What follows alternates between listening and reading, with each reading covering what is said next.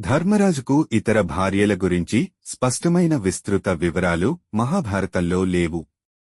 కాని కొన్ని పురాణాలలో దేవిక అనే రాజకుమార్తెతో పెళ్లి జరిగిందని కొన్ని ఉల్లేఖనాలు ఉన్నాయి. ఈ దేవిక శివసేన అనే రాజుని కుమార్తె.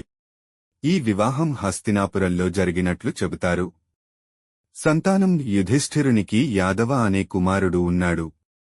ధర్మరాజుకు ప్రధానమైన పెళ్లి ద్రౌపదితో జరిగింది. పాండవులు లాక్షగృహంలో లక్ష గుడిసె అగ్నిప్రమాదం నుండి తప్పించుకుని అరణ్యంలో తిరుగుతున్న సమయంలో హిడింబ అనే రాక్షసుడు తన అక్క హిడింబిని పంపి వాళ్లను తినేందుకు పిలవమన్నాడు. అయితే హిడింబి భీముడిని చూసి ప్రేమలో పడింది. ఆమె తన సహజంగా ఉన్న రాక్షస రూపం విడిచిపెట్టి సుందరంగా మారి భీముడిని వివాహానికి అభ్యర్థించింది. మొదట భీముడు అంగీకరించకపోయినా ధర్మరాజు అనుమతితో ఆ వివాహం జరిగింది. ఘటోత్కచుడు హిడింబి భీమునికి కుమారుడిగా జన్మించాడు. ఘటోత్కచుడు మహాబలశాలి. మహాభారత యుద్ధంలో కన్నుని శక్తి ఆయుధాన్ని ఆకర్షించి ప్రాణత్యాగం చేసి పాండవులను రక్షించాడు.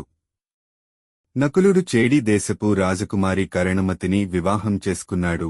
కరేణుమతి చేడి దేశ రాజు శిశుపాలుని సోదరుడు అయిన చేడి రాజు శిశుపాలుని కుమార్తె అని చెప్పబడుతుంది.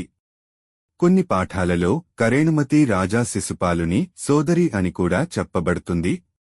ఆమె రూపం మాధుర్యం నకులుని ఆకట్టుకున్నాయి. వీరి కుమారుడే నిర్మిత్. సహదేవుడు మధుర దేశపు రాజకుమారి విజయను వివాహం చేసుకున్నాడు. ఈ వివాహం యాదవులతో పాండవుల బంధాన్ని మరింత బలపరిచింది. వీరి కుమారుడే సుహోత్రుడు. పాంచాలదేశ రాజధాని కంపిల్య నగరంలో అర్జునుడు తూణీమీద ఉన్న చేపను మాత్రమే కుడివైపు అద్దంలో చూడడం ద్వారా బాణంతో గుచ్చడం ఈ కౌశల్యం చూపి ద్రౌపదిని గెలుచుకున్నాడు. ద్రౌపది 5 పాండవులకు భార్య అయ్యింది. ఇది కుంతిదేవి మాట వల్ల జరిగింది. మీరు తీసుకురావటం ఏదైనా 5 పంచుకోండి అని చెప్పినప్పుడు అర్జునుడు పాంచాలదేశం నుండి వనవాసానికి వెళ్లిన సమయంలో గంగా నదీ తీరంలో అర్జునుడు స్నానం చేస్తుండగా నాగకన్య అయిన ఉలూపి అతన్ని తీసుకెళ్లి వివాహం చేసుకుంది. సంతానం ఇరవాన్ అనే కుమారుడు. వనవాస కాలంలో మణిపుర రాజ్యంలో మణిపుర రాజు చిత్రవాహనుడు తన కుమార్తెని మాత్రమే పెళ్లి చేసుకోవచ్చని, కాని ఆమె కుమారుడు వారసుడిగా మణిపురమే పాలించాలి అన్న షరతుతో అర్జునుడికి ఇచ్చాడు. సంతానం బభ్రువాహనుడు. అర్జునుడు తపస్సు చేసి తిరిగి వస్తున్న సమయంలో ద్వారకలో అర్జునుడు సుభద్రను ప్రేమించి శ్రీకృష్ణుని అనుమతితో దొంగతనంగా తీసుకెళ్లి వివాహం చేసుకున్నాడు. సంతానం అభిమన్యుడు.